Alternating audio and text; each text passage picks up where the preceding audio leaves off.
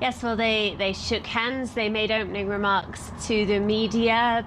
Chairman Kim thanked Putin for traveling the thousands of miles from Moscow to meet him. He said that he hoped that this meeting would reinforce the historic friendly ties and said he wanted a substantive conversation with Vladimir Putin. And Putin said that he welcomed the efforts, as he's put it, that North Korea has made to normalize relations with the United States, that he hoped that this meeting would help them to understand how to reach a settlement on the North Korean peninsula. And he also mentioned trade ties. He said he wanted to discuss how to develop trade ties. Trade, of course, trade has fallen between these two countries quite sharply over the last year, partly because of US sanctions, which have made it very difficult indeed. So I think this meeting really is about developing that first relationship between those two. Their talks are beginning now, and we're hoping to hear at least from Vladimir Putin when the talks end in 2 or 3 hours or so.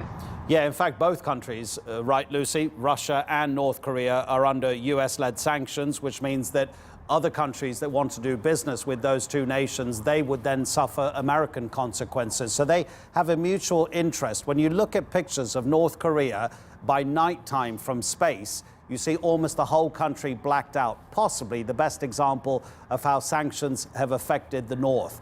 What would Putin like to see in the future in terms of trade relations between the countries, do you think? But I think he's looking for any opportunities to trade despite those sanctions. But further than that, he's hoping to begin lifting those sanctions. He's called already for a step-by-step approach to easing sanctions, to recognize, as they put it, the efforts that North Korea has made so far towards denuclearization. So beginning to ease those sanctions now, rather than waiting for full denuclearization, which is what the US would prefer. Of course, he has an incentive to do that. It's not just trade, it's not just the day-to-day business that can go on, but also there are potentially big infrastructure projects that Russia could be involved with.